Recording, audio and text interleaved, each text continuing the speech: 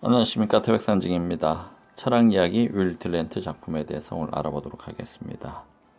철학 이야기는 위대한 철학자의 생애와 사상에 대해서 알아보는 시간입니다. 이번 시간에는 임마누엘 칸트의 독일 관념론에 대해서 알아보도록 하겠습니다. 칸트로 가는 길. 임마누엘 칸트의 사상이 19세기 사상을 지배한 것처럼 한 사상 체계가 한 시대를 지배한 일은 일찍이 없었다. 거의 60년 동안 조용히 연구에 몰두한 다음 퀴니스베르크의 무시무시한 스코틀랜드인은 1781년 유명한 순수 이성 비판으로 온 세계를 독단의 잠으로부터 깨웠고 그 해부터 현대에 이르기까지 비판 철학은 유럽의 사변을 지배해왔다. 그러므로 우리는 대뜸 칸트주의자가 되기로 하자. 그러나 분명히 대뜸 칸트주의자가 된다는 것은 어렵다. 철학에 있어서도 정치학처럼 두 점 사이에 채장거리는 직선이기 때문이다. 칸트에 대해 알려면 결국 우리는 칸트의 저서를 읽어야 한다. 우리 철학자는 여호와와 비슷하기도 하고 그렇지 않기도 하다. 그는 신뢰나 구체적 사실을 가볍게 보고 신뢰나 구체적 사실은 그의 저서를 너무 방대하게 만드는 것이라고 말했다. 이렇게 압축했어도 이 책은 800페이지나 된다. 순수 이성 비판 서설. 전문적 철학자만이 그의 저서를 읽을 것이다. 전문적 철학자에게는 얘는 필요하지 않을 것이다. 그러나 이 책의 원고를 사변에 능한 그의 친구 헤르츠에게 보였을 때 헤르츠는 반쯤 읽고 계속해 읽으면 미칠 것 같다고 말하며 되돌려 주었다. 이런 철학자를 어떻게 다룰 것인가? 우선 상당한 거리를 두고 안전하게 출발해서 조심스럽게 우회해 접근하기로 하자. 이 책의 주제와 관련되는 주변의 여러 가지 문제들로부터 고찰하고 그 다음에 모든 철학 중에서 가장 난해한 철학의 비밀과 보고가 있는 미묘한 중심으로 통하는 길을 찾아보기로 하자. 볼테르로부터 칸트까지. 이 길은 종교적 신앙이 없는 이론 이성으로부터 이론 이성이 없는 종교적 신앙으로 통하는 길이다. 볼테르는 계몽운동, 백과전서, 이성의 시대를 상징한다. 프랜시스 베이컨의 따뜻한 정열에 고무되어 누소를 제외한 전 유럽인은 과학과 논리학의 힘이 마침내 모든 문제를 해결하고 인간의 무한한 완성 가능성을 예증할 것이라고 확신했다. 스피노자에게는 이성에 대한 이러한 믿음은 기하학과 논리학의 장엄한 건축이 되었다.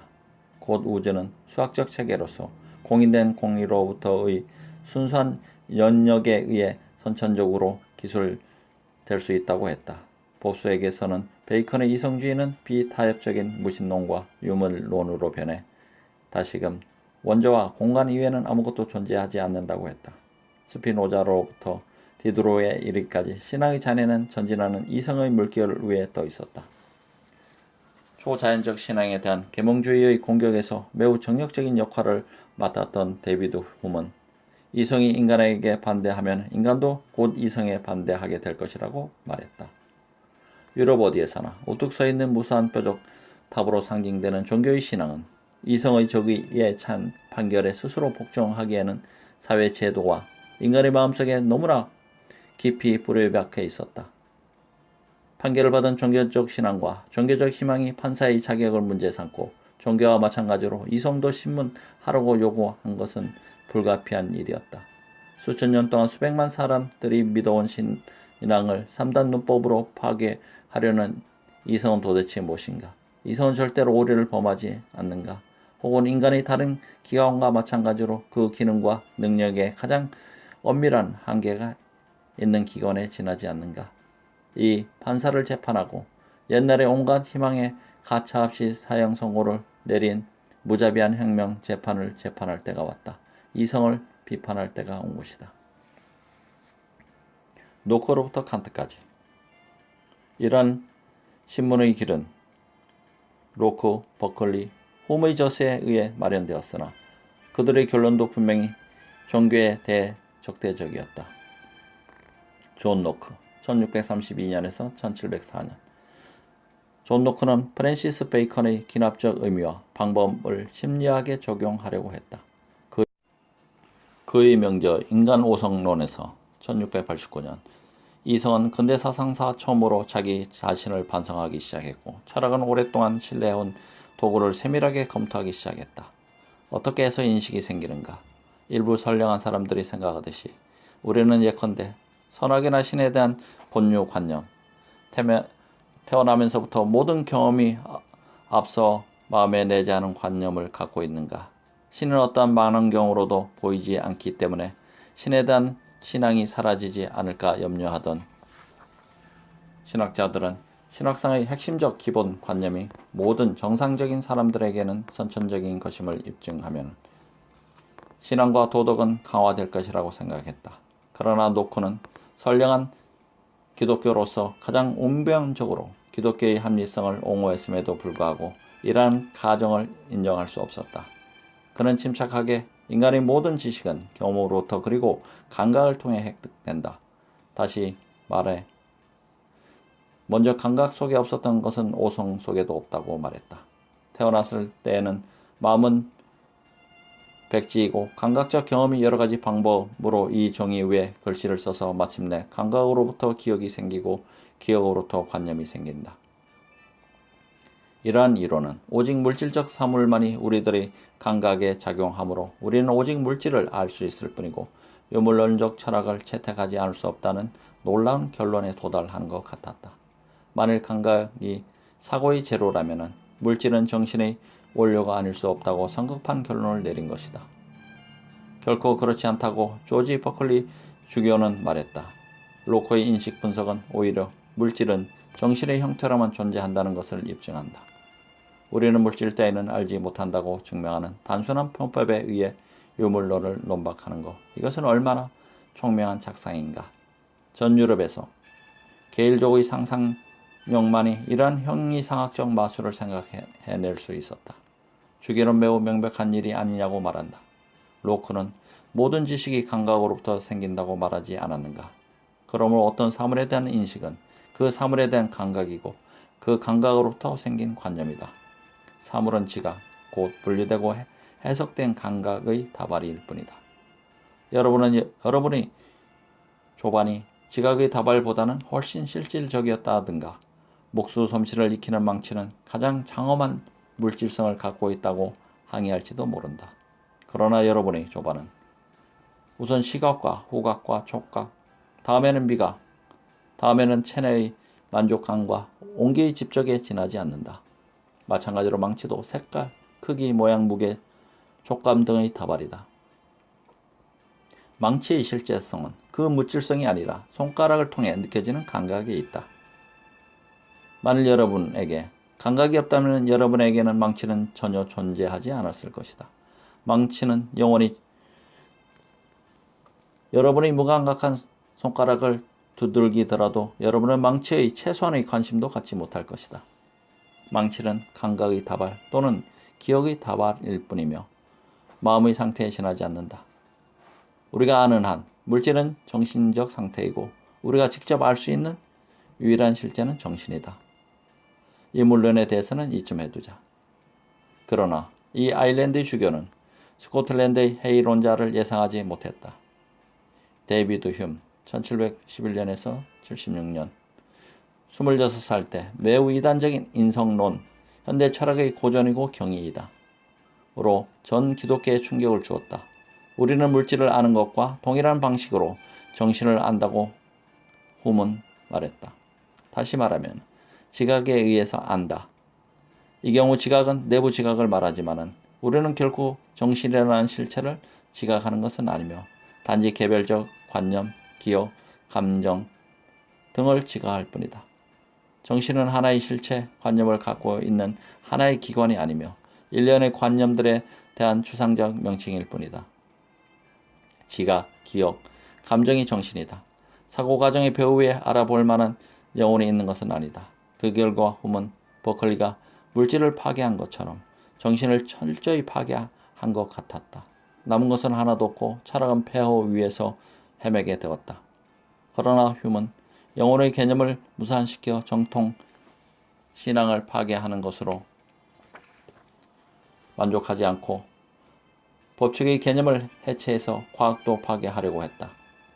브루노와 갈릴레오 이후로 과학과 철학은 자연법칙 곧 인간관계의 필연성을 중요시했으며 스피노자도 장엄한 형이사학을 이 자랑스러운 개념 위에 구축했다.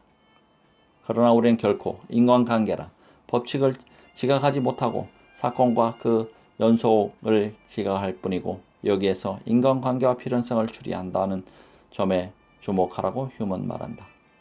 법칙은 여러가지 사건이 복종하는 영원하고 필연적인 섭리가 아니라 우리의 만화적 경험의 정신적 총괄이고 집약적 표현일 뿐이다. 지금까지 봐온 사건의 연속이 미래의 경험에서도 변함없이 재현된다는 보장은 없다. 법칙은 사건의 연속에서 관찰된 관습이고 관습에는 필연성이 있을 수 없다. 오직 수학 공식만은 필연성을 갖고 있고 수학 공식만은 선천적 불변적으로 참되다. 이와 같이 참된 것은 수학 공식이 동호 반복, 수로가 이미 주어에 포함되어 있는 것이기 때문이다. 3 곱하기 3은 9이고 3 곱하기 3과 9가 동일한 것을 다르게 표현한 것이기 때문에 영원하고 필연적인 진리다. 수로는 주어에 아무것도 첨가하지 않는다. 따라서 과학은 수학과 직접적 경험에 엄격히 한정되어야 하며 법칙으로부터의 검증되지 않는 연역을 믿어서는 안 된다. 전통 신앙을 가진 사람에게는 이 말들이 얼마나 뼈아픈 것이었을까 상상해보라. 여기서는 인신론적 전통, 지식의 본성, 원천 및 타당성의 연구는 이미 종교의 지주가 아니다. 버클리 주교가 유물론이라는 용을 죽인 칼은 이제 비물질적 정신과 불멸의 영혼을 향해 칼을 휘두른다. 그리고 이 소동 속에서 과학은 심각한 상처를 입는다. 1775년 이마누엘 칸트가 데비드 훔의 인성론의 도고 번역을 읽고 그 결론에 놀랄 만한 것처럼 아무런 의심도 없이 종교의 본질과 과학의 기초를 받아들이던 독단의 잠에서 깨어난 것은 이상한 일이 아니다. 과학도 신앙도 이 해이론자에게 항복했는가? 과학과 신앙을 구제하려면 어떻게 해야 하는가? 루소로부터 칸트까지 이성은 유물론의 방향으로 나아가고 있다는 계몽주의의 입장에 대해 버클리는 물질이 존재하지 않는다는 대답을 시도했다. 그러나 이러한 시도는 후매에 이르러 같은 증거에 의해 정신도 존재하지 않는다는 역습을 받았다. 또 하나의 대답, 곧 이성은 최후의 시금석이 아니라는 대답도 가능했다. 우리들의 존재 전체가 반항하는 이론적 결론도 있다. 다시 말하면 기껏해야 도덕고 기만적인 부분의 최근의 소산에 지나지 않는 논리학의 지시에 따라 본성의 요구를 억압해야 한다고 생각할 권리는 인간에게는 없다. 인간에게 기하학적 도형처럼 행동하고 수학적 정확성을 갖고 사랑하라고 요구하는 보잘것없는 3단 논법을 우리의 본능과 감정은 얼마나 자주 배척했는가. 때때로 물론 특히 신기하고 복잡하고 인공적인 도시 생활에서는 이성은 매우 훌륭한 안내자이지만은 인생의 커다란 위기나 행위와 신념의 큰 문제에 부딪히면 우리는 기하학적 시도보다는 오히려 감정에 의존한다. 이성이 종교에 반대한다면 이것은 이성에 대해 더욱 곤란한 사태가 아닐 수 없다. 요컨대 이것이 장자크 루소 1712년에서 78년의 주장이다. 그는 거의 혼자서 프랑스에서 계몽주의의 유물론 및 무신론과 싸웠다. 미묘하고 신경질적인 인물이 백과전서파의 강인한 이성주의와 거의 야수적인 쾌락주의의 한가운데 던져져 있다는 것은 얼마나 얄궂은 운명인가. 유명한 소설 신 엘로이즈에서 루소는 장황하게 지성보다는 감정이 우월하다고 입증한다. 귀족층의 숙녀와 일부 남자들 사이에서는 감상벽이 유행했고 프랑스는 1세기 동안 문학작품의 눈물과 진짜 눈물로 흠뻑 젖었다. 그리고 18세기의 유럽 이성의 거대한 움직임은 1789년에서 1848년 동안의 낭만적 주정 문학에 밀려났다. 이 조류는 강렬한 종교적 감정을 부활시켰다. 사또 브리앙의 기독교의 진수 1802년에 넘쳐 흐르는 법렬은 루코의 획기적 교육론 에밀 1762년에 들어있는 사보아르 부사제의 신앙 고백의 메아리에 지나지 않는다. 신앙 고백의 요지는 다음과 같아. 이성은 신과 불사에 대한 신앙에 반대하더라도 감정은 압도적으로 찬성한다. 메말은 해주의적 절망에 빠지지 않고 본능을 신뢰해서 안 될 까닭은 무엇인가? 칸트는 에밀을 읽을 때 이 책을 단숨에 읽기 위해 일과로 삼고 있던 보리수길의 산보도 걸렀다. 무신론의 어둠에서 벗어나는 길을 모색하며 초감각적 문제에서는 감정이 이론 우성보다 우월하다고 대담하게 단언하는 인물을 여기서 발견한 것은 칸트의 생애 중 한 사건이었다. 여기서 무신앙에 대한 궁극적 해답을 찾아냈고 이제 마침내 종교를 조소하고 의심하는 모든 자들은 흩어질 것이다. 이러한 이론의 실마리를 총괄하고 버클리 및 휴머의 관념을 누소의 감정과 결합하여 종교를 이성으로부터 구출하는 동시에 과학을 회의주의로부터 구출하는 것, 이것이 임마누엘 칸트의 사명이었다. 그러면 칸트는 어떤 사람인가 알아보자. 칸트 자신. 칸트는 1724년 보르이센의 퀘니스베르크에서 태어났다. 잠시 이웃 소읍에서 가정교사 생활을 한 동안을 제외하고는 이 조용한 단신의 교수는 먼 나라의 지리학과 인종학을 즐겨 강의하면서도 한 번도 고향을 떠나지 않았다. 칸트는 그가 탄생하기 100년쯤 전에는 스코틀랜드에서 이주해온 가난한 집안에서 태어났다. 어머니는 경건파 영국의 메소디스트 교도처럼 엄숙하고 엄격한 종교적 실천과 신앙을 강조하는 종파 교도였다. 우리 철학자는 조소로 종교에 젖어서 살았으므로 한편으로는 반발을 느껴 성인이 된 후 한 번도 교회에 나가지 않았고 또 한편으로는 마지막까지 독일 청교도의 음울한 특징을 버리지 못하고 적어도 어머니가 깊이 심어준 신앙의 핵심이나마 자기 자신을 위해서 또 세계를 위해서 보존하려는 강렬한 갈망을 느꼈다. 그러나 프리드리히와 볼테르의 시대에 성장한 젊은이가 당시의 회의주의적 풍조로부터 격리된다는 것은 불가능한 일이었다. 칸트는 후에 논박하려고 한 사람들에게서 많은 영향을 받았고 아마도 호족수 후맥에서 가장 많은 영향을 받았을 것이다.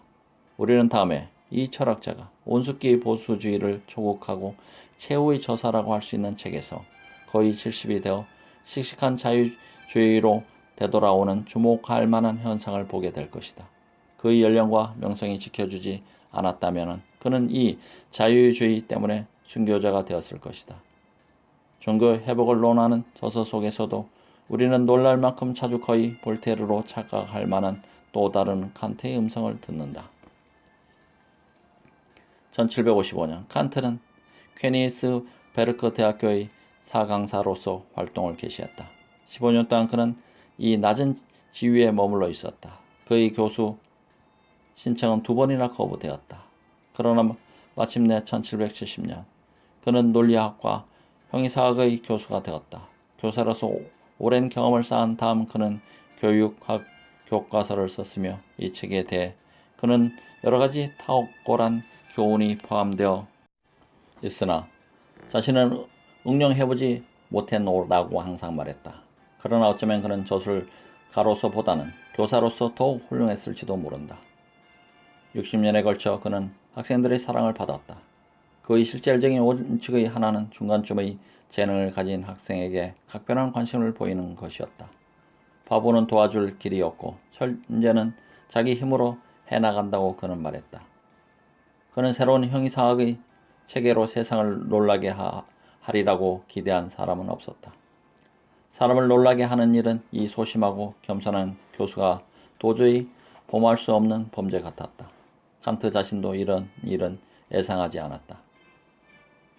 42살 때 그는 나는 형이사학의 애인이 되는 행운을 얻었으나 나의 연인은 아직도 나에게 별다른 호의를 보이지 않는다고 말했다. 그는 이 무렵 형이사학의 무한한 10년이라든가 철학의 많은 난파선이 떠도는 해안도 등대도 없는 바다라고 말했다. 심지어 그는 형이삭자를 언제나 사나운 바람이 불고 있는 사변의 높은 탑 위에 살고 있는 사람들이라고 공격했다. 칸트는 자기 자신이 전무후무한 형이사학의 폭풍우를 일으킬 거라고는 예상하지 못했다. 이 조용한 생활을 통해 그의 관심은 형이사학보다는 오히려 물리학에 쏠렸다. 이것이 소박하고 키가 5피트도 안 되고 겸손하고 수줍은 작은 남자의 느릿느릿한 발달이었지만은 그의 머릿속에는 근대 철학에 가장 많은 영향을 미친 혁명이 남몰래 싹트고 있었다. 칸트의 생애는 모두 규칙 동사 중 가장 규칙적인 동사와 같았다고 어떤 전기 작가는 말한다. 기상, 끽다, 집필, 강의, 식사, 산보 등 모든 일에는 일정한 시간이 있었다. 임마누엘 칸트가 회색 코트를 입고 등나무 지팡이를 들고 지문 앞에 나타나 아직도 철학자의 길로 불리는 보리수 나무가 있는 작은 길을 향해 걸어가면 이웃 사람들은 정확히 3시 반임을 알았다. 사찰을 통해 그는 매일 8번 이 길을 왕복했고 날씨가 흐리거나 당장 비가 올 듯이 회색 구름이 끼었을 때는 노복 람페가 큰 우산을 옆에 끼고 마치 조심의 상징처럼 근심스럽게 뒤따랐다. 그는 몸이 약했으므로 엄격한 섭생법을 취해야 했다. 그는 의사의 도움 없이 섭생법을 지키는 것이 안전하다고 생각했고 이렇게 해서 80세까지 살았다. 70세 때 그는 결의에 의해 병들었다는 감정을 극복하는 정신의 힘에 대하여라는 에세이를 썼다. 매우 좋아하던 원칙의 하나는 코로 숨을 쉬는 것을 특히 집 밖에서는 그랬다. 그래서 가을과 겨울의 봄에는 매일매일 산보에서 누구하고도 말하지 않았다. 감기가 걸리기보다는 침묵이 나았다. 그는 스타킹을 신는 경우에도 철학을 응용해서 양발끈을 바지 주머니 안으로 끌어놓고 그 끝에 용수철을 달아 작은 상자에 넣어두었다. 그는 매사를 신중히 고려한 다음에 행했고 따라서 평생 독신으로 지냈다. 그는 2번 구원할 생각을 했으나 너무 오랫동안 고려했기 때문에 한 번은 여자가 더 대담한 남자와 결혼해버렸고 또 한 번은 철학자가 결심하기 전에 여자가 케니스 베르크를 떠나버렸다. 아마도 그는 니체처럼 결혼이 가장 진지한 진리 탐구를 방해할 것이라고 생각했던 모양이다. 탈레랑은 흔히 결혼한 사람은 돈을 위해 무슨 일이라도 할 것이라고 말했다. 그리고 칸트는 22세 때 전능한 청년의 빛나는 정열을 기울여 나는 이미 진로를 선택했고 이 길을 평생 동안 걸어가기로 결심했다. 나는 나의 진로로 들어설 것이며 아무도 이 길을 방해하지 못할 것이라고 말했다. 그리고 그는 가난과 무명을 무릅쓰고 거의 15년 동안 걸작을 구상하고 집필하고 태고하는데 몰두했다. 1781년 간신히 이 책을 끝냈을 때 그는 57세였다.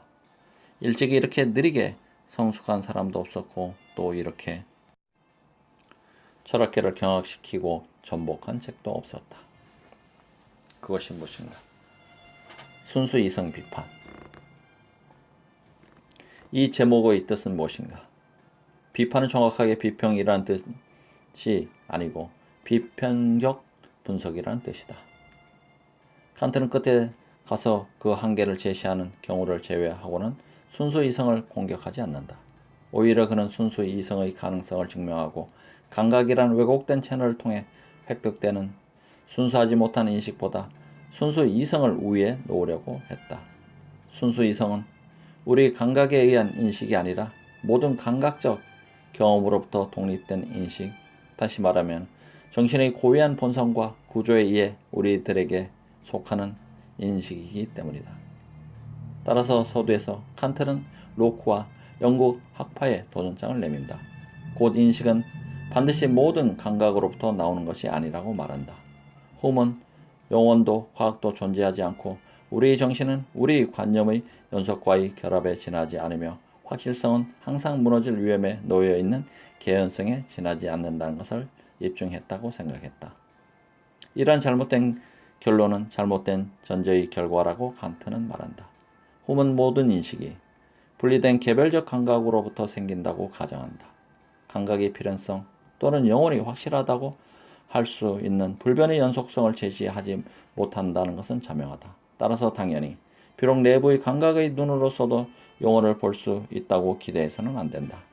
모든 인식이 감각으로부터 곧 규칙으로 행동한다고 우리들에게 약속한 바 없는 독립된 외계로부터 생긴다면 인식의 절대적 확실성은 불가능하다는 점을 인정하기로 하자. 그러나 감각적 경험으로부터 독립된 인식, 경험에 앞서서 선천적으로 참된 인식이 있다면 어떻게 될까? 그렇다면 절대적 진리, 절대적 과학은 가능할 것이다. 그렇지 않은가? 그렇다면 이러한 절대적 인식이 있는가? 이것이 제1비판의 문제이다. 나의 물음은 경험의 소재와 도움을 모두 제거할 때 우리는 이성에 의해 무엇을 이룩할 것으로 기대할 수 있는가 하는 것이다.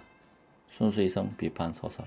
순수 이성 비판은 사고의 상세한 생물학, 곧 개념의 기원과 진화의 연구, 정신의 유전적 구조의 분석이 된다.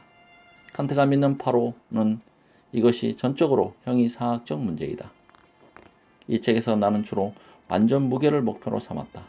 그리고 나는 감히 말하거니와 이 책에서 해결되지 않았거나 적어도 해결의 열쇠는 주어지지 않는 형이상학적 문제는 하나도 없다.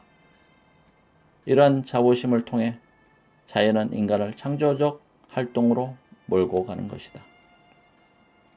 순수 이성 비판은 곧 요점을 드러낸다.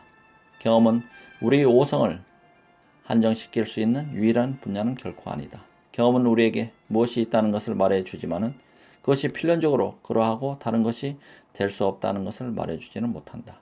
그러므로 경험은 우리에게 참된 보편성을 주지 못하며 특히 보편적 인식을 추구하는 이성은 경험에 의해 만족되기보다는 오히려 자극을 받는다.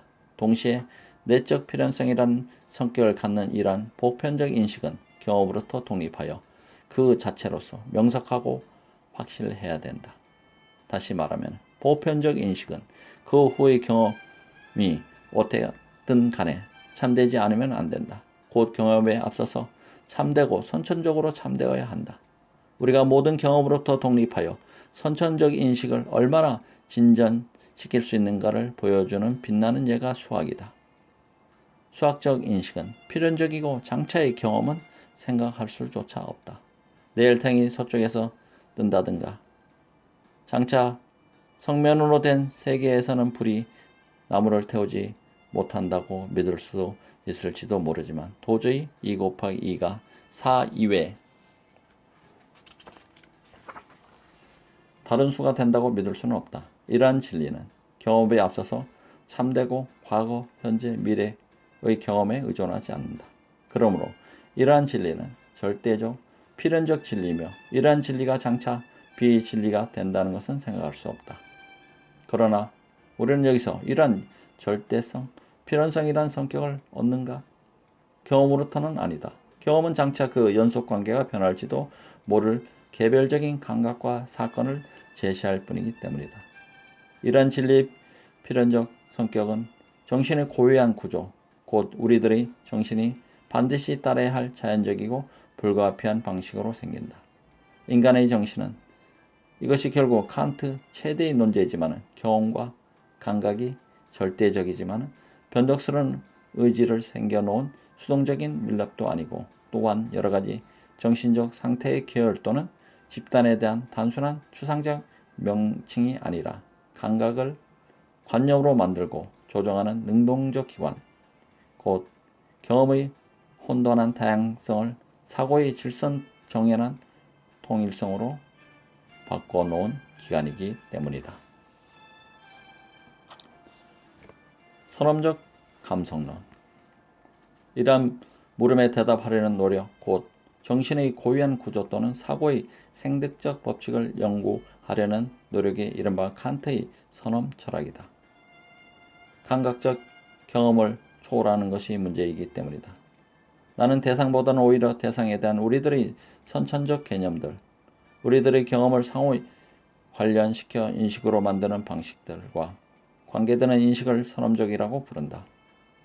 감각이라는 원료를 사상이라는 완제품으로 만드는 이 과정에는 두 등급 또는 두 단계가 있다. 첫 단계는 감각의 감성 형식, 공간과 시간을 적용하여 조종하는 단계이고, 둘째는 이렇게 해서 획득된 지각의 개념 형식, 사고의 범주를 적용하여 조정하는 단계이다. 칸트는 에스thetic이라는 말을 감각 또는 감정을 나타내는 원래의 어원적 의미로 사용하여 첫 단계의 연구를 선엄적 감성론이라고 부르고, 논리학이라는 말을 사고 형식의 학이라는 뜻으로 사용하여 둘째 단계의 연구를 선엄적 논리학이라고 부른다. 이 말들은 논의의 진행에 따라 의미가 밝혀지는 무서운 말들이며, 일단 이 언덕을 넘어서면 칸트에 이르는 길은 비교적 분명할 것이다. 그러면 감각과 지각은 어떠한 의미를 갖고 있는가? 그리고 어떻게 정신은 감각을 지각으로 바꿔놓는가? 감각은 그 자체로서는 단지 자극의 의식에 지나지 않는다. 우리는 혀로 맛을, 코로 냄새를, 귀로 소리를, 피부로 온도를, 망박으로 빛을, 손가락으로 압력을 느끼지만 이것은 경험의 생경한 시초에 지나지 않고 갓난아이가 정신 생활을 모색하는 기초 단계에 갖는 것으로 아직은 인식은 아니다. 그런데 이러한 여러 가지 감각이 공간과 시간 속에서 어떤 대상, 예컨대 사과의 둘레에 모였다고 하자. 코의 냄새, 혀의 맛, 망막의 빛, 형태를 드러낸 손가락과 손의 압력을 이 사물의 둘레에 모이게 하자. 그러면 이제 자극의 의식보다는 오히려 특수한 대상의 의식이 생긴다. 다시 말하면 지각이 생긴다. 감각이 인식으로 옮겨간 것이다. 그러면 더 나아가 이러한 이행, 이러한 집합은 자동적인가? 여러 가지 감각이 저절로 자발적으로 자연히 모여서 질서를 갖추고 지각이 되었는가? 로크와 훔은 그렇다고 대답한다. 그러나 칸트는 결코 그렇지 않다고 말한다. 여러 가지 감각의 여러 가지 채널을 통해, 다시 말하면 피부와 눈과 귀와 혀로부터 뇌에 이르는 무수한 고심성 신경을 통해 전달된다. 이 감각들은 뇌라는 방으로 세도하여 제각기 주목해달라고 외치면서 소란을 떠는 심부름꾼들이 아닌가. 플라톤이 감각의 오합지졸이라고 말한 것도 무리는 아니다. 그냥 놓아두면 감각은 끝까지 오합지졸이고 정리되어 의미와 목적의 힘이 부여되기를 기다리는 가엾을 만큼 무능력한 혼돈한 다양에 지나지 않는다. 전선의 무산 지점으로부터 한 장군에게 보내는 보고들이 아무런 도움도 없이 저절로 이해되어 명령으로 변하기를 바라는 것과 같지 않을까? 그럴 수는 없다. 이 오합지졸에 대한 입법자, 곧 감각이라는 이 원자들을 받아들일 뿐만 아니라 이 원자를 치사 선택해서 의미 있는 것으로 만드는, 지휘하고 조정하는 힘이 있다. 우선 여기서 반드시 모든 보고가 접수되는 것은 아니라는 사실에 주목하라. 이 순간 무수한 힘이 여러분의 신체로 몰려들고 여러분의 외계를 경험하기 위해 펼쳐놓은 아메바 같은 신경 말단을 자극의 폭풍우가 두드리지만은 주의를 촉구하는 모든 자극이 선택되는 것은 아니다. 여러분의 현재의 목적에 알맞은 지각을 형성될 수 있는 감각 또는 위급을 알리는 긴급하면서도 항상 타당한 감각만이 선택된다. 시계가 똑딱거리고 있어도 들리지 않다가 당신의 목적에 시계 소리가 필요한 경우에는 즉시 같은 시계 소리가 전보다 커진 것도 아닌데도 들릴 것이다. 갓난아이의 요람 옆에서 잠이 든 어머니는 주위의 소음에는 기머거리지만 갓난아가 조금 움직이면 해면으로 급히 떠오르는 잠수부처럼 정신이 번쩍 난다. 목젖이 덧셈이면 2와 3이라는 자극은 오라는 반응을 일으키고 목적이 곱셈이면 같은 자극, 같은 청각인 2와 3은 6이라는 반응을 일으킨다. 감각 또는 관념의 연합은 단지 공간 또는 시간의 접근에 의해서 또는 경험의 유사, 선명도, 빈도 또는 강도에 의해서 일어난 것이 아니라 무엇보다도 정신의 목적에 의해 결정된다. 감각과 사고는 심부름꾼으로서 우리가 부르기를 기다리고 있고 우리가 필요로 하지 않는 한 찾아오지 않는다. 그들의 주인인 선택과 지혜의 힘이 있어서 이 심부름꾼들을 부린다. 감각과 관념과 함께 오성이 있다. 이런 선택과 조정의 힘은 우선 제시되는 자료를 분류하기 위해 두 가지 단순한 방법, 곧 공간 감각과 시간 감각을 사용한다고 칸트는 생각한다. 장군이 제출된 보고를 발신 장소와 작성 시간에 따라 정리해서 여기에서 정연한 체계를 찾아내듯이 오소는 여러 가지 감각을 공간과 시간 속에 배열하고 여러 가지 감각을 여기의 이 대상 또는 저기의 저 대상, 현재 또는 과거에 기속시킨다. 시간과 공간은 지각된 사물이 아니라 지각의 방식, 감각을 의미하는 것으로 만드는 방법이다. 다시 말하면 공간과 시간은 지각의 도구이다. 모든 정돈된 경험은 공간과 시간을 포함하고 또 전제하고 있기 때문에 공간과 시간은 선천적이다. 공간과 시간이 없으면 감각은 결코 지각되지 못할 것이다. 우리는 공간과 시간을 포함하지 않는 장래의 경험을 상상조차 할 수 없기 때문에 공간과 시간은 선천적이다.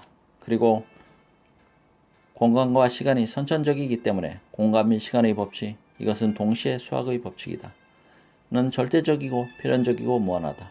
우리가 두 점 사이의 최단 거리가 아닌 직선을 결코 발견할 수 없으리라는 것은 개인적인 것에 그치지 않고 확실하다. 적어도 수학은 데이비드 훔의 파괴적 회의주의로부터 구제된다. 모든 과학이 마찬가지로 구제될 수 있는가? 그렇다. 만일 모든 과학의 기초 원리, 곧 인과 법칙, 그러나 원인은 반드시 언제나 일정한 결과를 일으킨다는 이 공간과 시간처럼 모든 오성 활동에 고유한 것이고 이 법칙에 어긋나거나 면제된 장래의 경험은 전혀 생각할 수 없다는 것이 입증된다면 인과 법칙도 선천적인 것인 건가? 곧 모든 사고의 불가결한 전제이고 조건인가? 임마누엘 칸트의 독일적 관념론 첫 번째 이야기 여기서 마치겠습니다. 감사합니다. 태백산직이었습니다.